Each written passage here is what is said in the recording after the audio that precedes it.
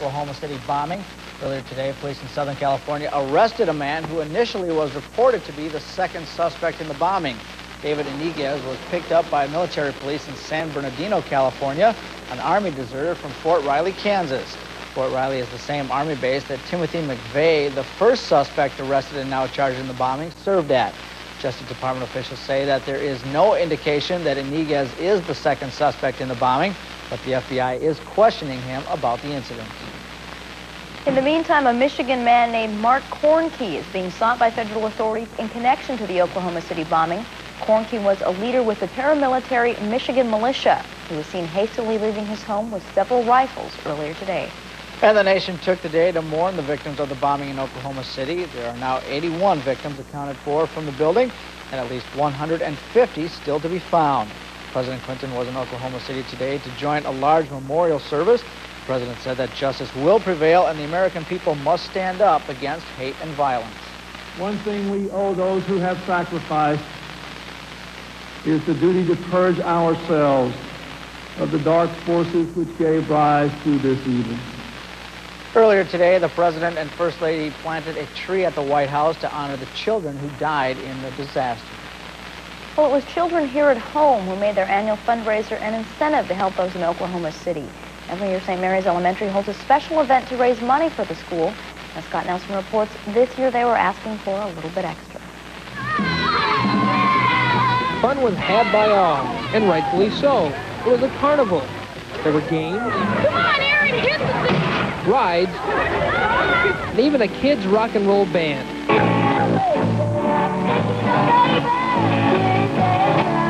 But the event at St. Mary's School was doing more than just raising money for computers. Special baskets were placed in different locations, asking you to take pride in the American way. Even though we thought America's deteriorating, that we still have that feeling of pride and integrity. Now, the idea to combine the school fundraising effort with those affected in the Oklahoma City bombing was not that of the school board members or its faculty. It was 12-year-old Natalie Rodoni. We found out, that in Oklahoma City they had a bombing and several people lost their lives, and that was including kids. So we thought when we play our band, we could put out baskets, and then, well, the kids might be influenced by us to give money to those who are in need. But school officials did not mind that some of the money raised might go someplace else. We were really excited when the Rodonis came up with the idea. Today is about kids, and what better day to bring people together to raise money for somebody else that's needy in another part of the United States. At last total, Natalie's idea has raised over $400, and the donations are still coming in. Scott Nelson, Eyewitness News, Sioux Falls. It appears a drunk driver is to blame for a fatal accident last night that sent 5 people to the hospital. As we told you last night, it happened just west of Sioux Falls, but the charges may go beyond DWI. 10-4, just so you know, we want both helicopters on the ground. As soon as they arrived, rescuers knew they would need help.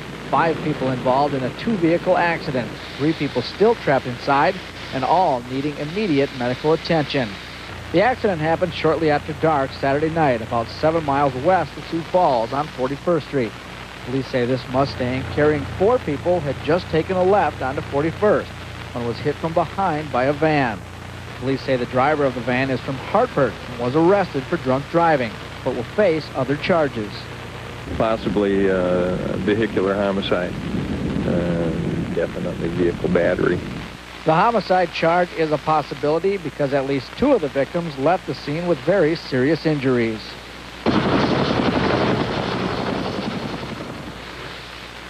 I do know that there's some people that have been critically injured, life-threatening, and along with that comes more responsibilities on our part to do a more thorough investigation.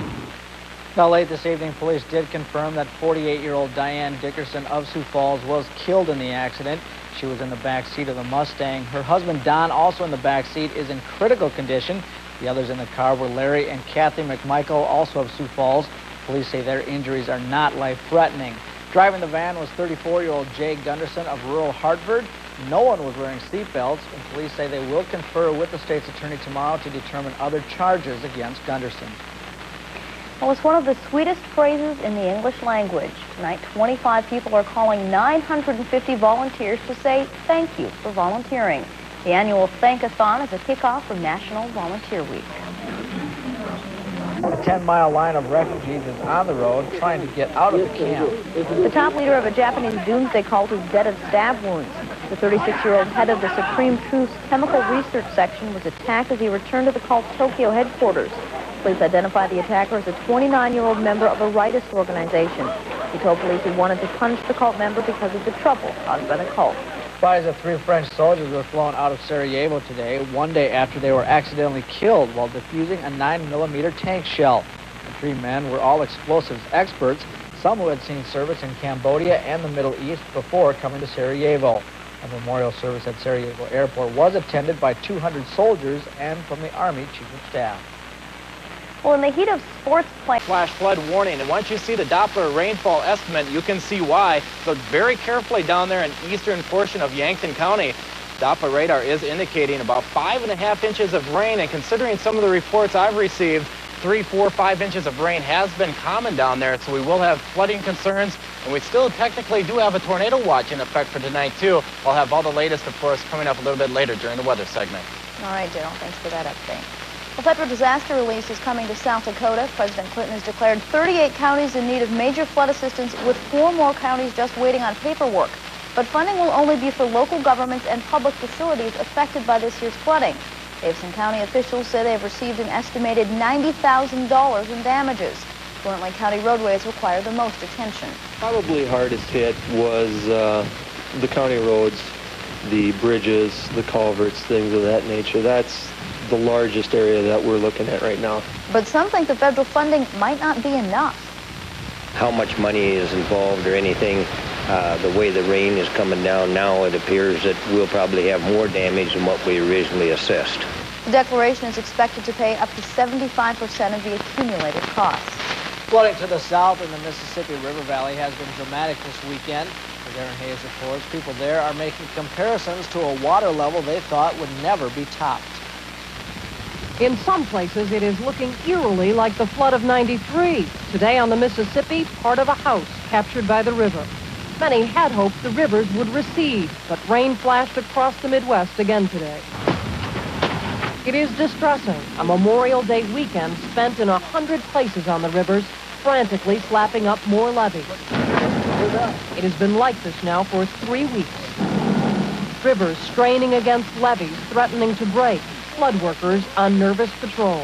If you run into that levee, I know it's blown out there, but if you run into that levee, you can blow it out again. That's awful dangerous to come down through there. Many levees have already broken, leaving acres of water settled in for who knows how long. Roads have washed out. Workers rush to repair them, but don't know if it's wasted effort. The water may well go up again. And farmers accustomed to floods in the lowlands are finally pulling out, uncertain when this is going to end. Who knows when that's going to be? It could be forever. And what's making many people nervous is that this is just how the endless flood of '93 started. Rivers that refuse to recede and a constant cycle of rain. The rainfalls we're getting right now will continue to keep the rivers high. So the stage is kind of getting set, similar as it was in '93. In southern Illinois, on the Illinois River, the water is now close to where it was in 1993. The people have more or less panicked, and they're all moving out, and they got good reason to. It is hard to know just how bad this will get, how high, for how long. In the few places where waters have receded, they've started tallying the damage. It is already well over $10 million and climbing. Aaron Hayes, ABC News, St. Louis. Hopefully there is some relief in store for us. We'll have that detail, of course, coming up in a little bit. In other news, the balanced budget passed in the Senate this week. And Senator Larry Presser says that's a good thing for South Dakota. Presser is back home for the congressional recess, touting the passage of the bill. He says many of the cuts came from reducing the rate of increase in funds for many programs. He says the response from South Dakota voters has been positive. They feel at last we're getting started. At last we're getting started on this cancer of a deficit that's eventually going to devour us with high interest rates and unstable prices, which will hurt agriculture and hurt senior citizens. Although during his visit, he'll meet with Agriculture Secretary Dan Glickman and Governor Janklow as they survey parts of the state recently declared as disaster areas. Memorial Day weekend is getting off to a rough start for Sioux Falls firefighters. Firefighters responded to a blaze at the Deluxe Motel at 1712 West 12th Street at about 4:30 this afternoon. Flames were shooting from the windows and door when firefighters arrived on the scene. They quickly knocked down the blaze and contained the fire, which started in one room of the hotel. No one was inside at the time and no one was hurt. Investigators say the fire was caused by a suitcase sitting too close to a heater. Firefighters also say a faulty thermostat may be to blame for an early morning fire at Dillinger's Restaurant on North Cliff Avenue. They say it appears the thermometer allowed the grease pit to get too hot. No one was hurt and the building did not sustain much structural damage, but it did receive heavy smoke damage. You're watching Eyewitness News Tonight with Scott Cavanaugh and Christine Iverson on KSFY Television. Instead, the church will be shaking with the latest rock bands and foaming with beer. Terry Miller reports on Minneapolis' great party debate. We have 16 bands, 30,000 bratwursts, and at least 400 kegs of beer. Father Michael O'Connell isn't afraid to be a little unorthodox. Even if it means starring in a commercial to advertise a 2-day concert and keg party right on the grounds of one of the Twin Cities' oldest churches. I think it's a great combination. You know, the church stands for value, and in control, sociable drinking is a value. On July 7th and 8th, it won't be the sounds of church hymns here at the Basilica. It'll be the guitar riffs and drum solos of bands like Widespread Panic, the Delilahs, and Johnny Clueless. Some hot bands, but also that we knew what they were about. Meaning? Meaning we're not going to have Madonna. At least Madonna sounds like she belongs at a church party.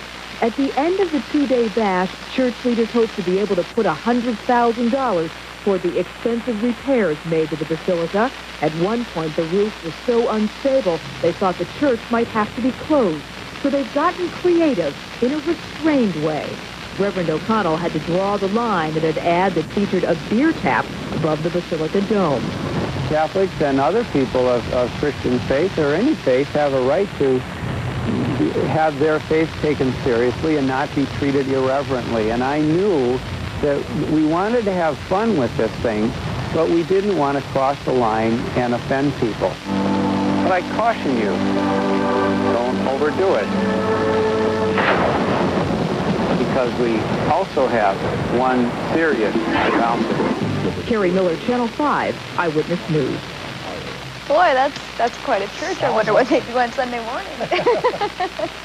Well, we have Mother Nature's lightning going on outside, of course, right now. Like that lightning come from a whole different place. But we'll have the latest on the flash flood advisories that are posted right after this.